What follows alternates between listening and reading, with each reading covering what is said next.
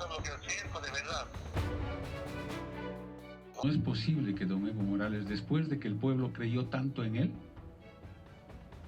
ordene asesinar a su pueblo, ordene que no entre comida a las ciudades. Este es un crimen de lesa humanidad, señores.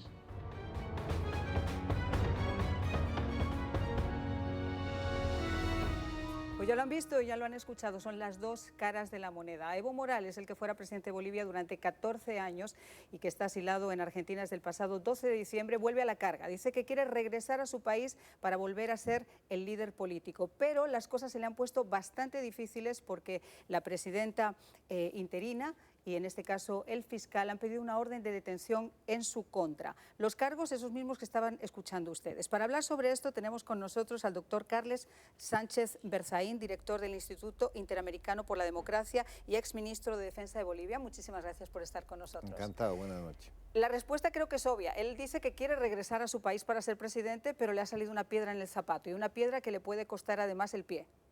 Hay que poner esto en contexto. Primero, Evo Morales ha dejado el poder después de casi 14 años de dictadura, una dictadura de intervención orquestada desde Cuba y Venezuela que lo llevó y lo sostuvo en el poder contra la ley boliviana, contra el pueblo boliviano y contra toda la voluntad.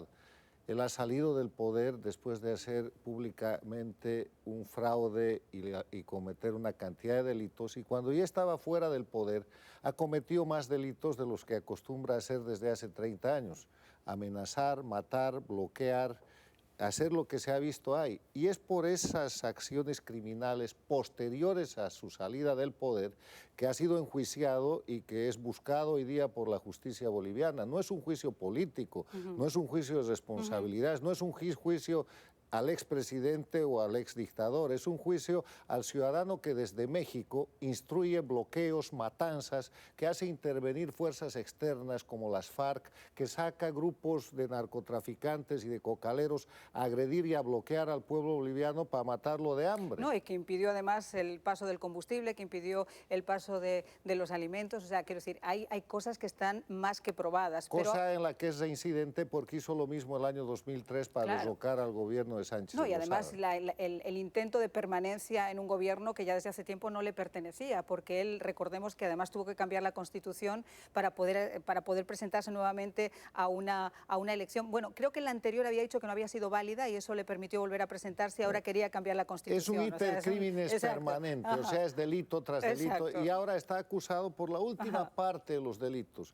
Después de que sale la presidencia o de la dictadura, él sigue cometiendo delitos desde México. De eso lo acusan y por eso ese mandamiento de aprehensión. Claro, pero fíjate que él no da, digamos que como que él no cose sin el hilo de sable. Y es muy curioso que primero se va a México, donde está el gobierno de López Obrador, y ahora se va a Argentina, que no es casualidad. Primero por la proximidad geográfica con Bolivia y en segundo lugar porque allí hay 350.000 bolivianos. O sea, la diáspora que hay boliviana en Argentina es enorme. 350.000 bolivianos censados, entre 1 y 2 millones aproximadamente, que son los que trabajan y los que viven allá.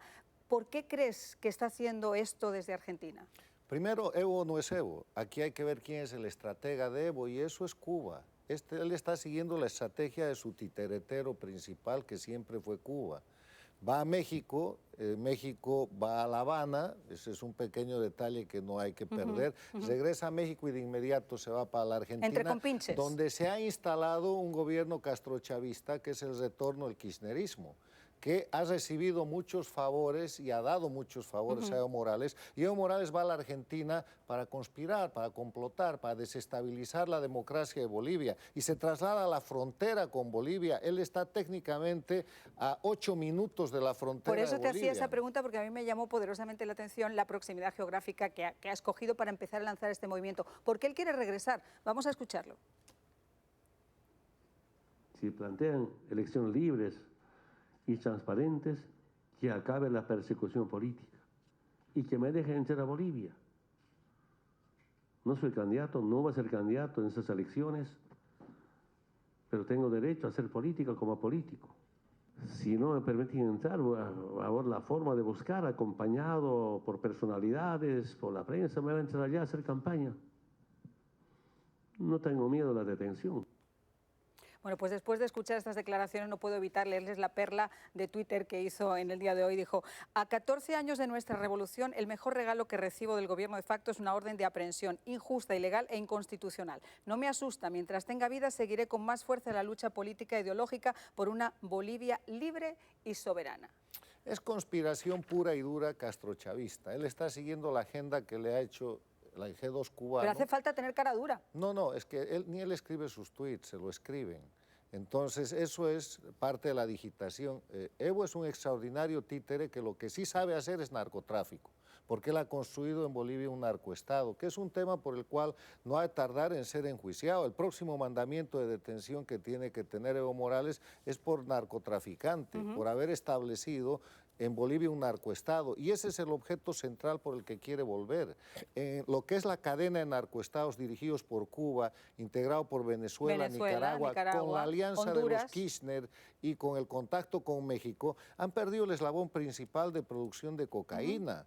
O sea, todo un país con 80.000 hectáreas de coca ilegal, una fábrica de urea, una pista internacional controlada por Evo Morales, se les ha caído. Están desesperados tratando de rescatar su narcoestado y están disfrazando eso de ideología y de lucha popular cuando es solamente un acto criminal que busca desestabilizar un país que está procurando rescatar su democracia, que es Bolivia. Después estábamos hablando de Argentina, Cristina Kirchner, la que es ahora vicepresidenta, ha pedido permiso al fiscal y le han dado permiso para poder salir a Cuba a visitar a su hija Florencia. Ella dice, aduce entre comillas, que está reposando, pero obviamente después de habérsela encontrado casi 6 millones de dólares y haberla incautado de esas cuentas ese dinero, me imagino que el estrés tiene que ser grande. ¿Cuál es la lectura de esta visita de Cristina a Cuba?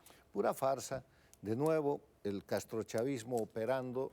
Hay mucha mejor medicina en la Argentina que en Cuba, y ella tiene que tener a su hija como coartada, como alibí, para viajar a Cuba de tanto en tanto. Y lo que está haciendo es ir a rendir subordinación de la Argentina a la dictadura cubana en función de las relaciones criminales que el kirchnerismo tiene, no de ahora, sino de hace más de 17 años con la dictadura cubana.